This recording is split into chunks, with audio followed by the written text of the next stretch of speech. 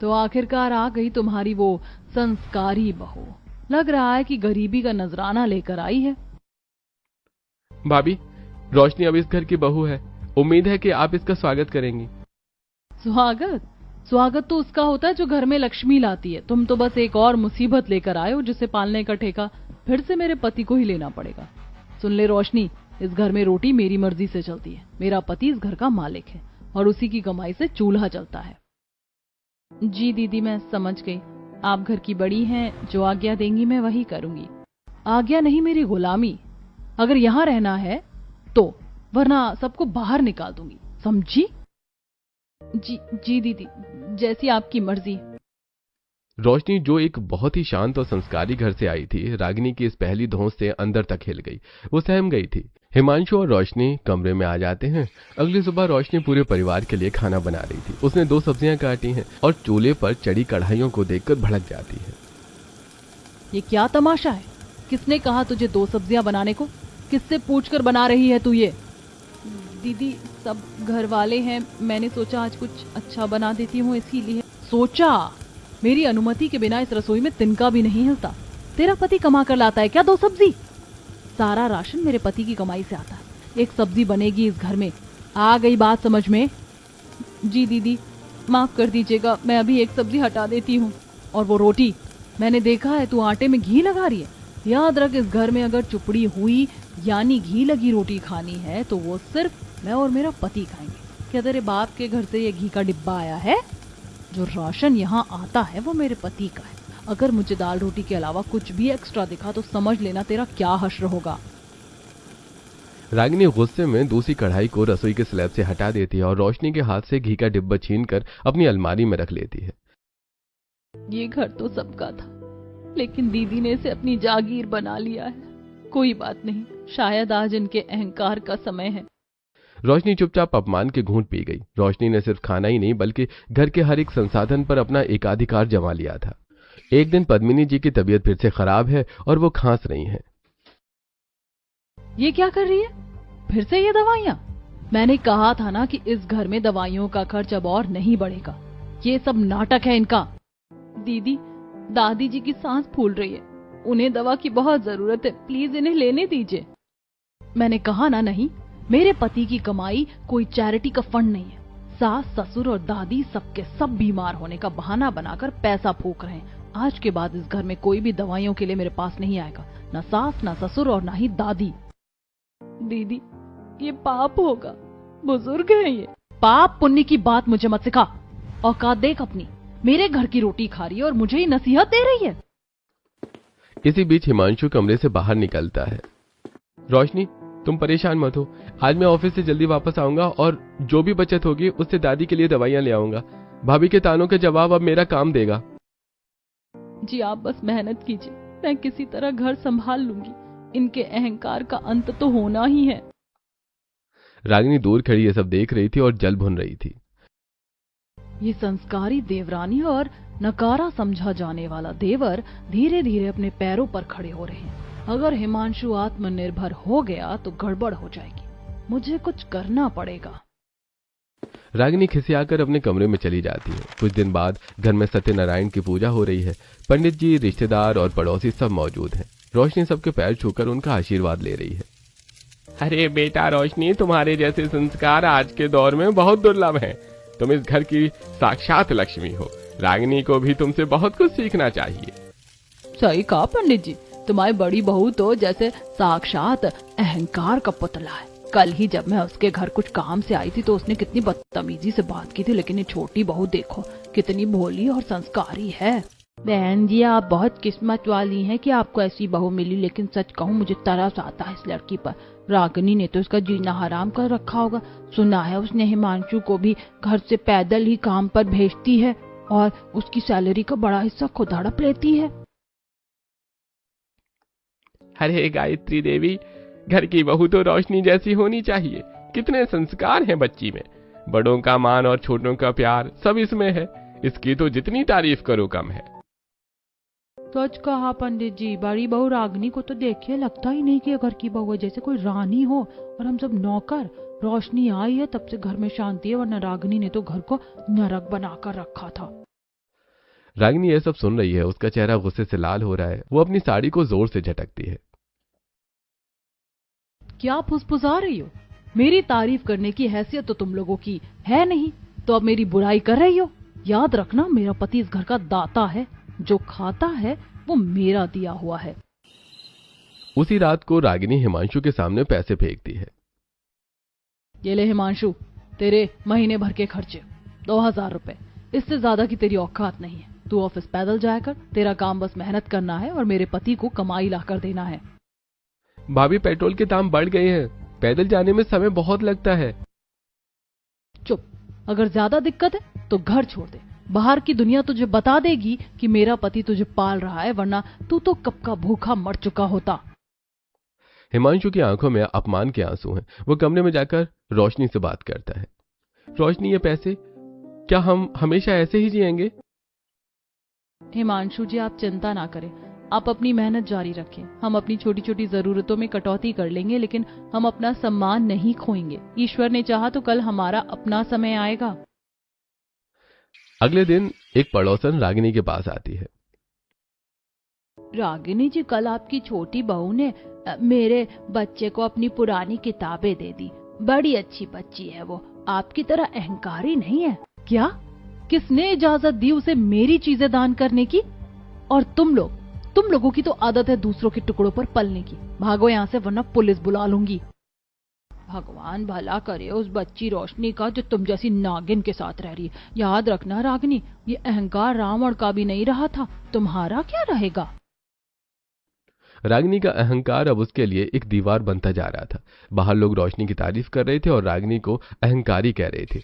अगले दिन एक और पड़ोसन किसी काम से रागिनी के पास आती है। रागिनी जी, क्या आप थोड़ा सा आटा दे सकती हैं? घर में मेहमान आ गए और राशन खत्म हो गया है। क्या? आटा मांगने आई हो? मेरे पति के पैसों का राशन क्या मैं तुम्हें मुफ्त में बांटने के लिए लाती हूँ? अपनी औकात देख और यहाँ से दफा हो जा। मुझे नहीं पता था कि पड़ोस में भी ऐसे भिखमंगे रहते हैं। रागिनी जी, याद रखना, ये अहंकार एक दिन आपके लिए मुसीबत बनेगा। ऊपर वाला देख रहा है। जा जा, अपना ज्ञान अपने पास रख। मुझे डर नहीं लगता किसी से।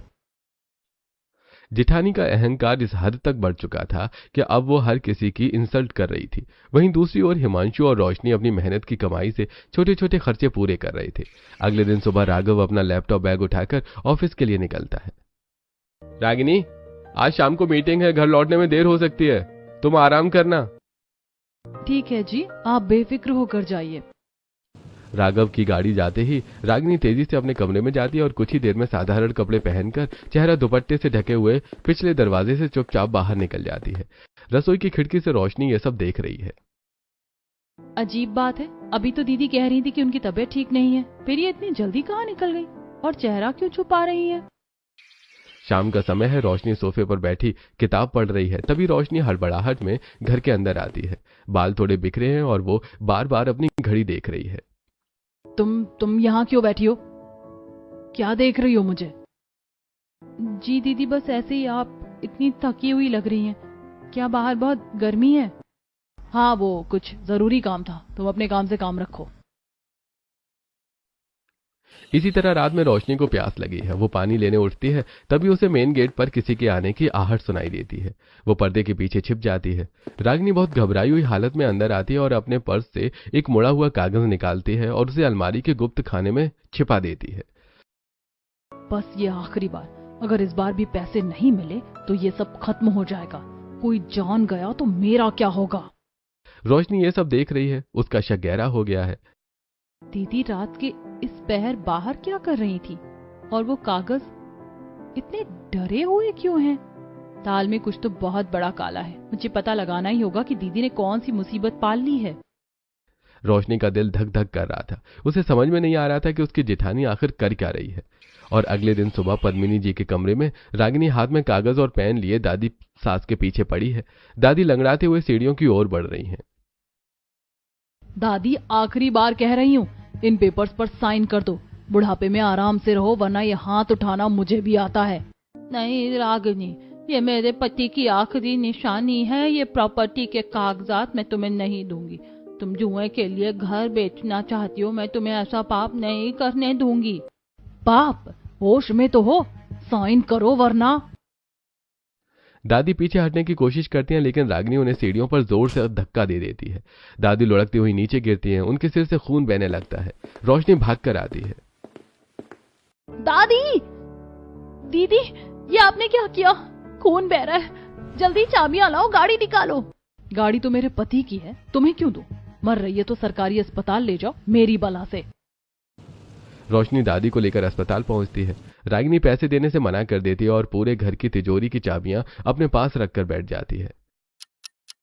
डॉक्टर साहब प्लीज इनका इलाज कर दीजिए, पैसे मैं जैसे तैसे करके ले आऊंगी। अस्पताल में दादी को होश आता है और वो रोशनी का हाथ पकड़कर धीमे स्वर में बोलती है। रागिनी बेटी है, कोई हादसा नहीं था। रागिनी ने मुझे धक्का दिया था। वो प्रॉपर्टी के लिए मेरी जान लेने पर उतारू है। अब तक मैं आपकी बदतमीजी, सास ससुर का अपमान और अहंकार बर्दाश्त कर रही थी क्योंकि मैं घर की शांति चाहती थी, लेकिन आज आपने मेरी माँ जैसी दादी पर हाथ उठाया है। अब मैं बर्दाश्त नहीं करूंगी। जेठानी जी, आपका असली अंत अब शुरू होता है। दोपहर में घर के सभी सदस्य दादी को अस्पताल ले गए हैं और राघव शहर से बाहर किसी मीटिंग में है। रागिनी ने अपने कमरे का दरवाजा अंदर से बंद किया है और उसके साथ 2-3 दोस्त जुआ खेल रहे हैं। अरे तुम लोग तो ऐसे डर रहे हो जैसे मेरा घर नहीं है। वो बुढ़िया भी अस्पताल में है, होश में आएगी तो मैं किसी तरह उस पर साइन करवा लूंगी। 2 करोड़ का कर्जा कोई बड़ी बात नहीं, बस ये प्रॉपर्टी मेरे नाम हो जाए। रागिनी, तुम तो 2 करोड़ हार चुकी हो, अगर साइन नहीं हुए तो क्या होगा? तुम मेरे गट्स देखो, बुढ़िया आएगी, बेहोश होगी, मैं उसे संभाल लूंगी और ये रहे प्रॉपर्टी के पेपर्स। रागिनी अलमारी खोलती है और पेपर्स को बड़े आराम से एक दराज में रखती है और उसे नहीं पता कि रोशनी दरवाजे की दराज से ये सब देख रही है। तो ये है असली सच्चाई। दादी को इसी ने धक्का दिया था ताकि ये घर हड़प सके। अब मुझे एक एक कदम फूंक फूंक कर रखना होगा। अगले दिन रोशनी चुपके से रागिनी के कमरे में तब जाती है जब रागिनी बाथरूम में होती है। वो अलमारी से असली पेपर्स निकालती है और उनकी जगह नकली पेपर्स रख देती है और रात में रागिनी जब जुआ खेलने जाती है तो उसका पीछा करने लगती है। अब मुझे समझ आया कि ये रात को बाहर क्यों जाती है। इसे किसी ऐसे क्लब या अड्डे का पता है जहां ये जुए का धंधा करती है। आज इसका असली चेहरा सबके सामने आकर रहेगा। रागिनी एक आलीशान क्लब में घुसती है। रोशनी बाहर एक खंबे के पीछे छिपकर उसकी सारी हरकतों पर नजर रख रही थी। रोशनी अपने फोन में रागिनी का जुआ खेलते हुए, नोटों का सौदा करते हुए और गुंडों के साथ बदतमीजी से बात करते हुए रिकॉर्डिंग कर रही होती है। बस दीदी, आज के बाद आपके इस अहंकार का अंत निश्चित है। आपने इस घर को अपना समझा था, लेकिन आपने तो इसे दांव पर लगा दिया था। एक हफ्ते बाद दादी को अस्पताल से डिस्चार्ज कराकर घर लाया गया। रागिनी बहुत शान से नीचे आती है और उसके हाथ में साइन किए हुए प्रॉपर्टी के पेपर्स हैं। देवरानी जी, मुझे आपसे कुछ बात करनी थी। क्या बात है दीदी? वो मैं बात करने वाली थी कि दादी जी कैसे गिरी थी। मैंने गिराया था ना उन्हें, और अब तुम लोगों को इस घर से बाहर निकलना पड़ेगा। बुढ़िया की हिम्मत कैसे हुई दोबारा इस घर में कदम रखने की? अब ये घर मेरा है। आपका कैसे हुआ दीदी? ये रहे प्रॉपर्टी के पेपर्स, इन पर दादी के साइन है। अब ये संपत्ति कानूनी रूप से मेरे नाम है। बहुत अच्छा, लेकिन दीदी वैसे मेरे पास भी आपको दिखाने के लिए कुछ है। रोशनी अपना फोन निकालती और वीडियो प्ले करती है। ये कब हुआ? मैं तो ये थी ही नहीं, ये तो है ही नहीं। अरे जेठानी जी, आप फालतू की बातें मत ही कीजिए। और वैसे भी जो आपने पेपर्स दिखाए हैं वो नकली हैं, वो सिर्फ एक फोटोकॉपी है। जिस दिन आप घर पर जुआ खेल रही थी, मैंने आपकी अलमारी से असली पेपर्स पहले ही बदल दिए थे। दादी जी ने जिस पेपर पर साइन किए थे वो भी नकली थे। रागिनी हड़बड़ाकर खड़ी हो जाती है और अलमारी की ओर भागती है, लेकिन वहां उसे कुछ नहीं मिलता। वो घुटनों के बल गिर जाती है। रोशनी, तूने ये क्या किया? अगर ये सब राघव को पता चल गया तो वो मुझे घर से निकाल देगा। मैं कहीं की नहीं रहूंगी। जी हाँ, धोबी के कुत्ते जैसी हालत हो जाएगी आपकी, ना घर की ना घाट की। अब आप बताइए क्या करूं मैं? जो तुम कहोगी मैं वही करूंगी। प्लीज किसी को कुछ मत बताना, मैं तुम्हारी हर बात मानूंगी, प्लीज। अब रागिनी हाथ में झाड़ू लिए फर्श साफ कर रही है। सास ससुर हैरान होकर देख रहे हैं कि जो बहू कभी एक गिलास पानी भी नहीं पूछती थी, वो आज उनके पैरों के पास सफाई कर रही है। लीजिए मम्मी जी, मैंने पूरे घर की धूल झाड़ दी है। बेटा रोशनी, ये सब क्या हो रहा है? रागिनी को क्या हो गया है? कुछ नहीं मम्मी जी, बस बड़ी दीदी को अब समझ आ गया है कि घर की लक्ष्मी किसे कहते हैं, है ना दीदी? तभी राघव घर आता है और रागिनी को नौकरानी की तरह काम करते देखकर हैरान रह जाता है। रागिनी, ये क्या बदतमीजी है? तुम ये सब क्यों कर रही हो? वो राघव जी, बस मन हुआ तो। रोशनी बीच में आकर बात संभाल लेती है ताकि राघव को अभी सच न पता चले। लेकिन उसी रात गरीब नौकर अपने बीमार बच्चे के इलाज के लिए रागिनी से कुछ पैसे मांगने आता है। पैसे? तुझे पैसे चाहिए? ठीक है, ये देख मेरा जूता, इसे अपनी जीभ से साफ कर, तब मैं तुझे तेरे बच्चे के इलाज के लिए 500 रुपए दूंगी। रोशनी जो ये सब सुन रही थी, उसका गुस्सा सातवें आसमान पर पहुंच जाता है। बस बहुत हुआ रागिनी जी, इस इंसान के पास अपने बच्चे की जान बचाने की मजबूरी है और आप अपने घमंड में इसे जानवर समझ रही हैं। तू चुप रह, ये मेरा घर है, मेरा पैसा है, मैं किसी के साथ भी कुछ भी करूं, तुझे क्या? मुझे ये है कि आपको इस नौकर से इसी वक्त माफी मांगनी होगी, और अगर नहीं मांगी तो वो वीडियो अभी के अभी राघव भैया और पुलिस के पास होगा। तुम मुझे ब्लैकमेल कर रही हो? मैं नहीं मांगूंगी माफी, मैं ये घर छोड़कर जा रही हूँ, मुझे नहीं रहना तुम जैसे लोगों के साथ। रागिनी अपना बैग उठाकर घर से बाहर निकलती और अपने मायके पहुंचती है।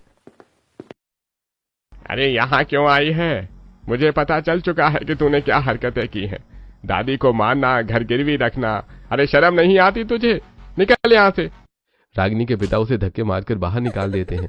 रागिनी सड़क पर गिर जाती है और फूट फूट कर रोने लगती है। अब रागिनी रोती हुई वापस घर आती है।